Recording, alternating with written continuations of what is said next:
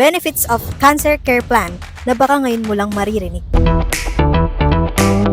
Akala natin ang cancer ay problema ng iba hanggang sa dumating ito sa pamilya natin. Real talk, kapag may na-diagnose na cancer sa pamilya, hindi lang kalusugan ang kalaban. Pera rin. Hindi mo naman mapipigilan ang sakit, pero minsan ang mas nakakatakot ay ang hospital bills. Chemotherapy, medicines, laboratory test, hospital stay, minsan daang libo hanggang milyon ang gastos. At sa totoo lang, maraming pamilya ang napipilitang mangutang, ibenta ang ari-arian, mag-fundraising, humingi ng tulong sa relatives. Hindi dahil gusto nila, kundi dahil wala silang financial protection. Pero may isang bagay na dapat maintindihan ng lahat. Hindi lang pang investment ang insurance. Meron ding specific protection para sa cancer.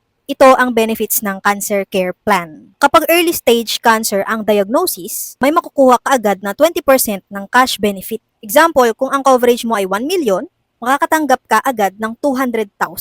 Pwede mong gamitin sa test, medicines, check-ups, recovery expenses. Hindi mo na agad kailangang manghiram ng pera. Kapag major cancer diagnosis, ito na ang malaking tulong. Makukuha mo ang 100% ng coverage. 1 million pesos cash para makatulong sa chemotherapy, hospital bills, treatments, family support.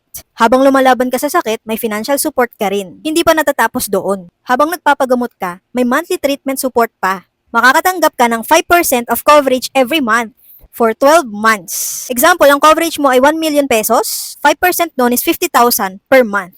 Total support is 600,000 pesos. Malaking tulong ito para sa medicines, therapy, recovery expenses, at kung walang cancer claim, may life insurance protection pa rin. Kung may mangyari sa insured, makukuha ng pamilya niya ang 100% ng coverage, which is 1 million pesos sa example. Para may pamana o financial protection ang mga maiiwan. Reality check, hindi natin kontrolado kung kailan darating ang sakit.